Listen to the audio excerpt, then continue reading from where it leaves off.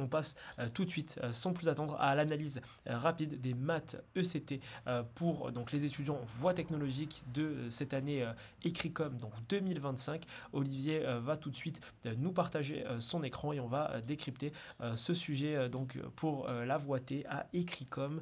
Tu nous dis dès que c'est tout bon pour toi, Olivier. Oui, et ben ça y est, je suis devant. Allez, et Donc c'est là, parti. donc voie technologique que je découvre aussi hein, pour votre information. Donc là, ici, on commençait avec un exercice 1 d'algèbre où on faisait des calculs, déterminer les coefficients de j carré. Donc là, j carré, c'est la math, c'est quoi? C'est m-2i. Ok, donc m-2i, j carré, c'est souvent comme ça qu'on l'appelle. C'est la matrice où il y a que des 1, j où il n'y a que des 1. Et donc celle-là, on sait, parce que c'est une matrice qui tombe assez souvent en maths appliquée, en tout cas en voie techno sans doute un petit peu aussi, j carré, c'est égal à 3j. Donc là, on avait donc un début où c'était assez calculatoire, donner expression de m carré en fonction de i et j. Donc là, on devait, ici, l'idée était de séparer en deux. Attends, je vais le faire là pour qu'on le fasse rapidement. Donc là, on avait en tout cas une partie pour commencer qui était plutôt calculatoire, où là, on a, attends, je vais remonter pour avoir un peu plus de place. Voilà. Là, M2 en fonction de I et J. Hein, là, du coup, j'ai M qui est égal à J plus 2I. Je me sers en fait de cette écriture-là. Là. Donc, M égale à J plus 2I. Donc, quand je fais M carré, ça fait J plus 2I au carré. Et ça, je peux le calculer. C'était pas un gros calcul. On arrivait à trouver quelque chose qui nous permettait ensuite de faire la question D. Ensuite, que dire du polynôme? J'imagine, sur la question de A, j'imagine que c'était une histoire de polynôme annulateur. C'est-à-dire que quand je faisais R de M, c'est-à-dire M carré moins 7M plus, alors attention, il y a un piège souvent, plus 10I, j'ose espérer que ce truc-là fait 0. Et ce qui veut donc dire que le polynôme R est annulateur. Voilà, vérifier que 2 est racine, donc là, c'était du calcul. C'est-à-dire qu'il fallait vérifier que R de 2 égale à 0. C'est ça qu'on fait quand on fait le calcul du 2b. Puis déterminer une autre racine. Une fois qu'on a fait une racine, ça permet donc, de mettre en facteur. Vous vous souvenez peut-être que quand 2 est racine du polynôme x2 moins 7x plus 10, ça veut dire que je peux mettre en facteur par x moins 2, facteur de, là, du coup, ça va être x plus moins 5. Voilà, on obtenait ça normalement. X moins 2, facteur de x moins 5, je le vérifie. X fois x, ça fait bien x carré. Et puis, moins 2 fois moins 5, ça fait plus 10. C'est bien le plus 10 qu'on retrouve ici.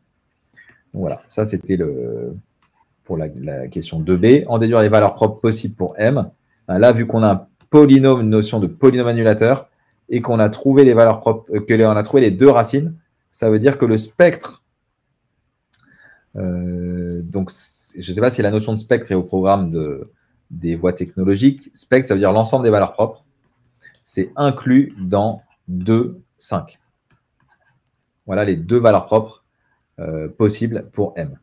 Bon, et après, il nous proposait de montrer, de calculer MU et de montrer que en fait, MU, quand je fais M fois 1, 1, 1, M fois 1, 1, 1, c'est en fait, on a dit que M c'était J plus 2I, hein, donc ça fait J fois 1, 1, 1, plus 2I fois 1, 1, 1, on peut le faire comme ça, ou alors on fait directement avec le M. Et j'imagine qu'on obtient, on va regarder, c'était quoi M? J'imagine qu'on obtient, bah ouais, ça fait 5, 5, 5. Ça fait 5, 5, 5, ce qui veut dire que ça fait 5 fois 1, 1, 1. Et donc, on montre ainsi que 5 est bien valeur propre de M et que le vecteur propre 1, 1, 1 est un vecteur propre associé. Il y a Kilua qui nous dit que la notation de spectre donc d'SP n'est pas au programme des ECT. Ok, donc là, juste pour votre info, spect, c'est en fait l'ensemble des valeurs propres. Voilà. Mais j'imagine, il y a la notion de polynôme annulateur, sinon elle ne poserait pas la question. Ça, carrément, un polynôme annulateur, ça y est, carrément. Ouais. Et donc après, montrer que les vecteurs V et... Donc là, ils sont gentils, ils nous donnent les vecteurs. Donc on n'a plus qu'à faire le calcul. C'est-à-dire qu'ici, on fait 4 fois V. Qu'est-ce que je dis? On fait V fois, pardon. C'est quoi les vecteurs propres de M? Voilà. Donc on fait M fois V. Et on fait le calcul. Et pareil pour M fois W, on fait le calcul. Et j'imagine, au vu de la matrice, je regarde, que ouais, c'est ça, on obtient 2 fois V, 2 fois W. Pourquoi est-ce que j'imagine ça? Parce que regardez, j'ai vu que 2, il était valeur propre. Donc la valeur 2 était valeur propre 2 fois. Vous voyez dans la matrice ici, la matrice D diagonale, là, qu'on va trouver juste après, et ben on la retrouve 2 fois. Ce qui veut dire que 2, le sous-espace propre associé à la valeur propre 2, il y aura au moins 2 vecteurs, enfin il y aura 2 vecteurs qui constitueront la base du sous-espace propre, enfin une base du sous-espace propre. Et ici, du coup, c'est pour ça que je devine que MV c'est forcément 2V et MW c'est forcément 2W. Donc j'ai la réponse avant même de faire la question. Après, si vous ne le voyez pas comme ça, faites le calcul et vous allez normalement obtenir 2V et 2W.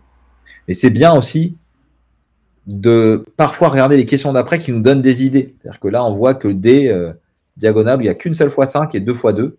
Ça donne quand même une idée. Bon, et après, là, ici, je fais le calcul et on arrive bien à trouver, du coup, la relation M.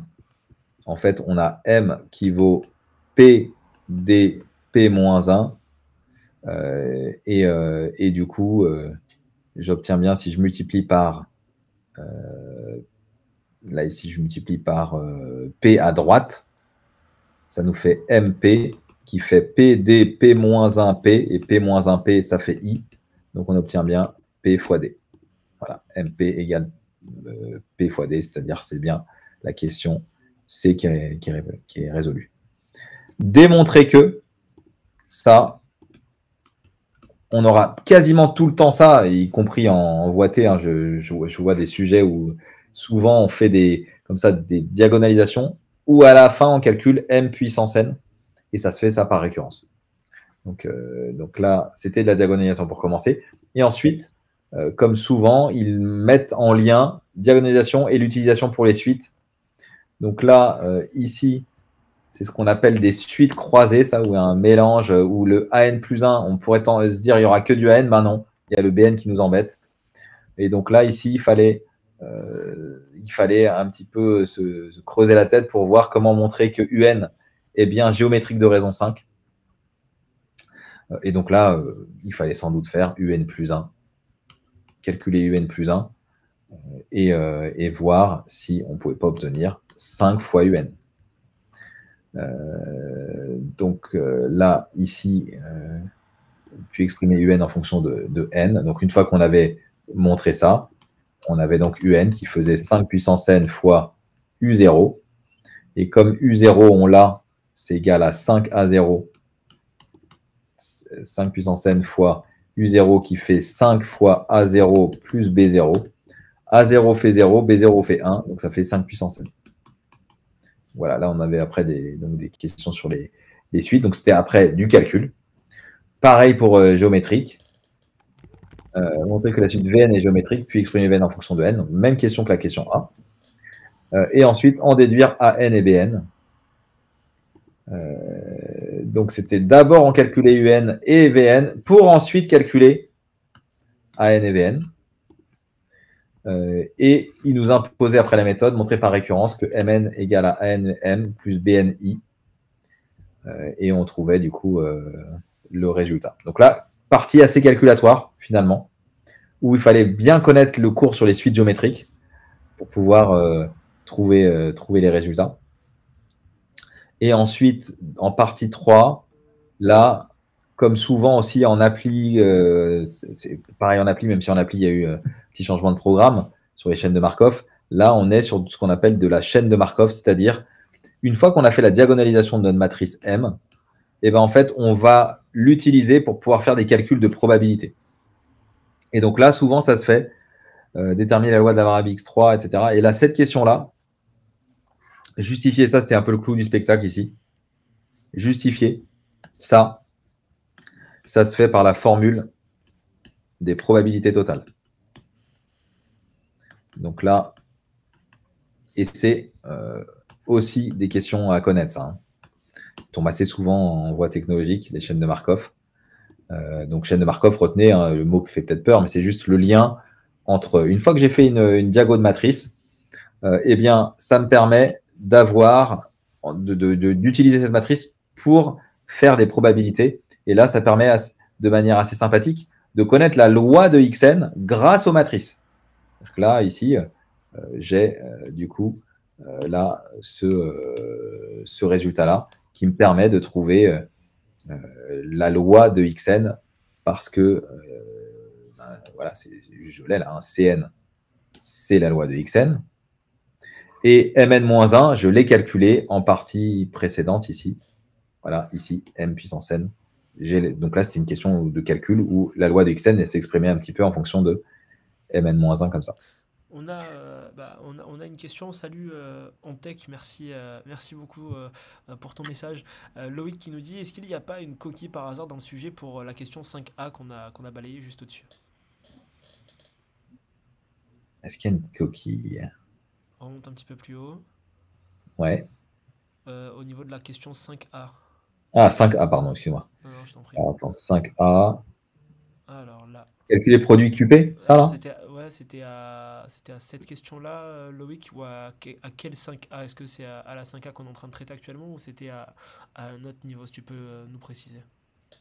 Parce que là, le produit QP, à mon avis, ça va faire l'identité, ou pas loin. Et donc, du coup, l'inverse, voilà, il y aura une relation entre Q sera pas loin d'être l'inverse de P. Première vue, je sais pas, il n'y a pas l'air d'avoir de soucis, Loïc, mais n'hésite pas à nous dire un petit peu plus en détail ce qu'il en est, s'il te plaît. Ouais, donc là, peut-être, après, il faut faire le calcul, mais Ah, il nous dit après par rapport à la 5A et à la 5B, bah du coup, non, à première vue, c'est-à-dire dans le sens où tu n'as pas de mention de P-1 à première vue, c'est ça? Si tu peux nous détailler. Mais si tu en peux fait, directement les faire, Olivier, comme ça au moins ça on met fait tout le monde d'accord. on fait le produit, tu veux qu'on fasse le produit matriciel? On peut, ouais. Ouais, alors allons-y, hein, on va faire le produit matriciel. Donc, si on fait Q fois P, on y va. Q, donc c'est 1, 1, 1, 2, moins 1, moins 1, moins 1, 2, moins 1. Ce que je conseille souvent à mes élèves au début, c'est de faire comme ça les produits matriciels où je mets P en haut comme ça. 1, même si avec l'expérience, hein, on peut s'en passer. 1, 0, 1, 1, moins 1, moins 1. Qu'est-ce qu'on obtient? Bon, on y va. Ça nous fait 1 plus 1 plus 1, 3. Ensuite, 1 plus 0 moins 1 plus 0 moins 1, 0. Bon, ok. Donc là, je pense qu'on va obtenir, je refais un autre check, 2. Bon, ok. On va obtenir, après calcul, on va obtenir 3 fois l'identité. Je pense qu'on va obtenir ça. Voilà. Donc on obtient que QP, je serais presque prêt à mettre ma main à couper, on obtient 3 fois l'identité. Ce qui veut donc dire que 1 tiers de Q fois P est égal à l'identité. Et donc, j'ai trouvé une matrice que je vais appeler, ça c'est P-1 en fait. P-1 est égal à 1 tiers de Q. J'ai trouvé une matrice, 1 tiers de P, oui c'est ça, 1 tiers de Q. Voilà la matrice P-1. Est-ce que ça répond à... Ouais, Alors, bah, sauf si... on a un débat en commentaire. On a Paul qui dit qu'il n'a pas vu de coquille et que, enfin, même moi, je comprends ta logique, mais Loïc, je pense qu'il y a dû peut-être avoir une incompréhension ici, parce qu'il faut déduire de cette question-là. Mais du coup, là, tu as l'explication de pourquoi P est inversible de par ce produit matriciel. Voilà. Donc, et ça, on l'avait eu en maths appli cette année aussi. Hein. Donc, ça, c'est du classique. Le fait de pas vous dire, alors, trouvez P-1 avec la méthode du pivot de Gauss où on perd des points de vie. Là, beaucoup plus simple, on nous donne une matrice et on multiplie les deux et on voit que ça ressemble à l'identité, mais il y a un facteur devant. Je vous avais dit un alpha i, ben là, le alpha, c'est 3. Et donc, du coup, ça permet de trouver le P-1. Donc ça, c'était donc pour l'exo 1 qui se termine avec une partie 4 de requêtes. Il y a encore des requêtes, j'imagine. Voilà, requêtes SQL. Donc là, je ne sais pas quel est l'état du programme sur cette partie-là, mais ça devait être sans doute un petit peu comme d'enregistrer ces informations. Voilà, donc c'est un petit peu comme en Matappli. Il ne doit pas y avoir, si en Matappli il y a 4 commandes, j'imagine en voie techno, il doit y avoir aussi à peu près 3-4 commandes à connaître. Ensuite, on basculait sur un exo 2, où là, on avait de l'analyse. Genre de fonction tombe assez souvent. Quand on divise ces fonctions par 2, ça s'appelle les fonctions cosinus et sinus hyperboliques. Donc là, il n'y a pas de division par 2, mais ça, tout ça pour vous dire que ça, c'est des fonctions que vous aurez assez souvent. Et donc là, c'était de l'analyse pure, hein, où il fallait faire des calculs de dérivés, des calculs de limites et des calculs d'équation de la tangente. Donc là, il faut bien connaître ces formules d'équation de la tangente. Hein, et ensuite, il y avait, je crois qu'il y a des suites, voilà, en partie 2, après, il y a des suites, avec là des inégalités. Donc là, c'est vraiment de l'analyse pure, avec des calculs de limites, avec sans doute des histoires de croissance comparée. Il faut mettre en facteur peut-être des choses pour pouvoir faire les limites en plus et moins l'infini. Position relative, là, pour votre info sur l'exo 2, tout ce qui concerne les positions relatives, donc là, donc exo 2, question 5b, là, il fallait se poser la question, est-ce que G de t est plus grand ou plus petit que l'équation de t? Alors, l'équation de la tangente au point, donc c'est quoi? C'est G' de 0, x moins 0 plus G de 0. Donc là, il faut se poser la question, est-ce que c'est plus grand ou plus petit? Voilà la question qu'il fallait se poser ici. Donc, bien connaître le cours sur l'équation de la tangente. Et puis, voir position relative, bah, ça veut dire quand est-ce que G est plus grand ou plus petit que sa tangente. Et ça se traduit par du coup une position de la courbe qui est soit au-dessus, soit en dessous de la tangente. Bon, et ensuite, pareil, et ça, il fallait faire tout le long, hein, aussi, position relative de F et de CG. Bah, là, c'est pareil. Position relative, on se pose la question, est-ce que F de X, si F de X est plus grand que G de X, alors ça veut dire que la courbe représentant F est au-dessus. Logique, c'est plus grand que. Donc, c'est au-dessus de la courbe représentant G. Et évidemment, si c'est plus petit, ben là, c'est en dessous. OK. Ensuite, dans la partie 2, une fois qu'on a fait toutes ces questions d'analyse, d'inéquation, on avait en partie 2 des suites que les élèves généralement n'aiment pas. Là, on a ce qu'on appelle des suites définies implicitement, ça s'appelle des suites implicites, où en fait, on va trouver UN. Voilà, c'est en fait UN se définit comme une suite qui est la solution d'une équation. Donc là, on a UN qui est solution de l'équation G de X égale à 1 sur N. Et ici, il fallait servir il fallait servir de la monotonie de G. Et là, donc ça, c'était pas si simple. L'exo, ici, je trouve ça difficile. Voilà. La partie 2, là, mes Matappli ont du mal sur ce genre de suite, certains en tout cas. Et c'est pas si simple. En fait, il faut servir de la monotonie de démontrer que l'équation, donc la question 10, c'est souvent un théorème de la bijection.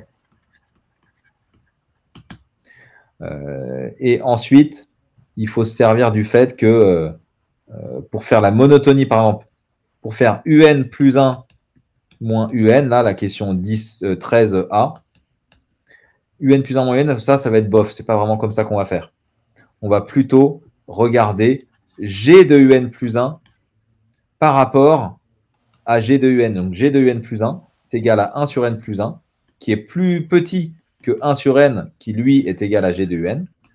Donc là, j'ai montré que G de UN plus 1, c'était plus petit que G de UN. Et après, je dis or, et là, je n'ai pas fait l'étude de la fonction, or G, je ne sais pas comment elle est, s'il y a décroissante ou décroissante, on va regarder. G positif, c'est croissant. G est croissante. Donc, du coup, je peux Ainsi, en déduire que UN plus 1 plus petit que UN. Et donc, vous avez vu qu'on a un piège ici. Ainsi, on a en fait la suite UN qui est décroissante. Et là, le piège, c'est que souvent les étudiants disent G est croissante, donc la suite est croissante. Eh bien non. Ici, on avait la suite qui était décroissante. Et là, je vous ai fait la démonstration. Donc là, ici, première piste, bof, ça ne marche pas. Pas vraiment comme ça qu'on fait. Là, c'est plutôt la deuxième piste en se servant de G de UN. C'est celle-là qui était la bonne. Et ça, Là, pour je le pense coup, tu que vois, ça me fait penser au sujet Matécricom pour les ECE. À l'époque, en 2019, c'est tombé sur quelque chose d'assez similaire avec, je crois, c'était la suite H ici qui était dans un cas similaire où en fait, il y avait une subtilité à avoir sur la croissance de la fonction finalement qui montre la décroissance de la suite a posteriori. ouais. Donc Donc, c'est plutôt de l'appli ex-CE à la base plus que niveau ECT. ouais, c'est-à-dire que là, pour moi, là, c'était une question difficile. Donc, je ne sais pas comment réagit la communauté, mais là, pour moi, une question difficile.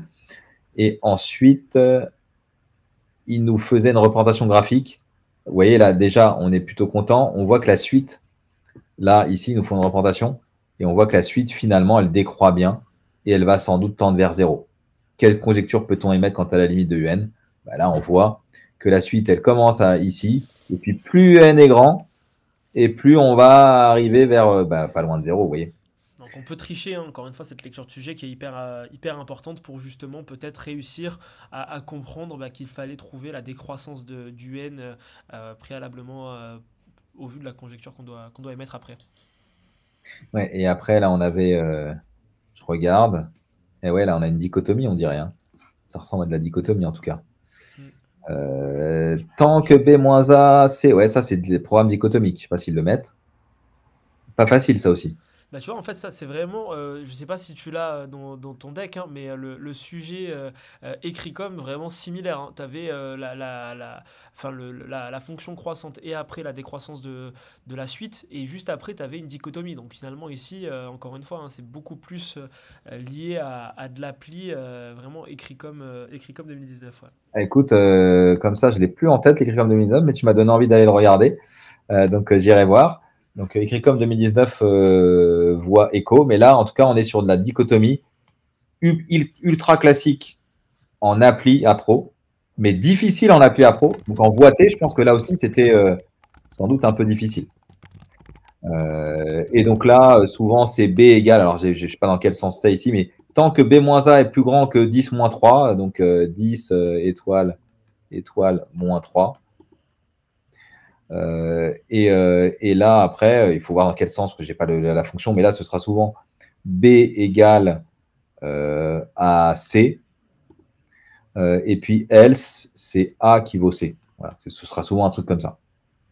Donc, à checker ça, une fois de plus, il faudra se poser sur la fonction. Mais ça, programme dichotomique, je ne sais pas à quel point c'est fréquent en voie technologique, mais pour moi, ça me semble difficile. Donc là, ce n'était pas donné. Et puis, on terminait avec un exo 3 de proba variable à densité ici, loi exponentielle. Avec, tiens, ça ressemblait à ce qu'on a fait en appli là tout à l'heure, où là, ils te refont démontrer les choses, en déduire que l'intégrale, en passant par l'intégrale de 0 à 1, et on arrive bien, on connaît cette primitive. Et là, on a un bel exercice d'analyse de choses qu'on peut même donner en maths appli pour réviser. Donc, très beau sujet qui se termine en plus avec de l'inégalité de bien-aimé de Chebyshev. Et donc ça, souvent, vous êtes peut-être alors en tout cas, en maths appli, c'est souvent le cas. Les étudiants, ça, c'est un chapitre de fin d'année. Les étudiants ont du mal à l'avoir digéré. Là, voilà, il était donné. Donc, vraiment, jusqu'au bout, vous avez des choses de fin d'année. Donc, là, ici, c'était l'inégalité de bien-aimé de Chebyshev. Admettons. Alors, voilà. Ils ont rappelé l'inégalité. Il fallait savoir l'appliquer. Et ça donnait ensuite... après, ils nous disent quoi? On effectue 10 réalisations. Et là, ils font une estimation qui explique pourquoi certaines intervalles ne contiennent pas la valeur de n. Voilà, là, difficile de savoir sans avoir lu. Mais en tout cas, là, on avait ici, c'était la fin après, voilà. On avait ici un exercice de probabilité assez transversal où il y avait, enfin transversal, tout cas plutôt densité, où on avait cette intégrale-là que vous devez vraiment connaître. Cette partie-là, c'est des choses vraiment qu'on retrouve assez souvent en concours. Avec ici, montrer que c'est une densité de probabilité. Là, c'était les 3 points. Les 3 points à démontrer. F est positive, continue presque partout, sauf un nombre fini de points. Et l'intégrale de moins l'infini à plus l'infini de Fn de x dx égale à 0, égale à 1, pardon. Et puis là, ici, on avait du coup l'utilisation de l'inégalité de Bien-Aimé-Tchebychev pour ce qu'on appelle ici la moyenne empirique. Donc ça, assez sympa. Donc ça, à mon avis, très bien à faire pour réviser le programme de fin d'année que vous n'avez peut-être pas eu le temps de digérer.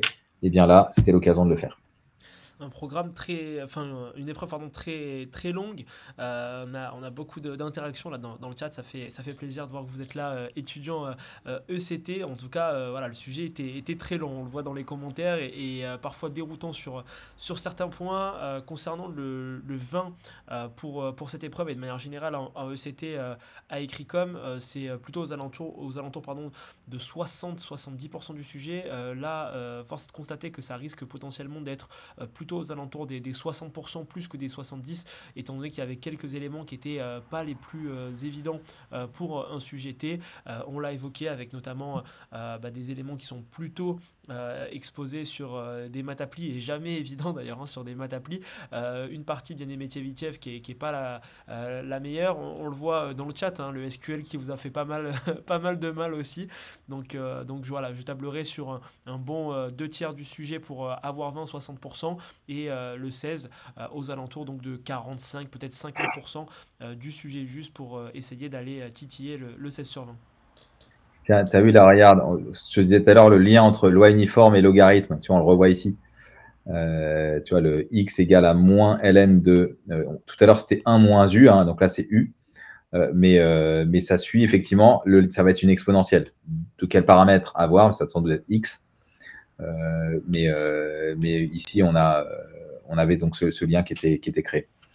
Donc là, après, sur l'estimation, je t'ai laissé faire, Dorian, parce que tu connais mieux les voies technologiques que moi.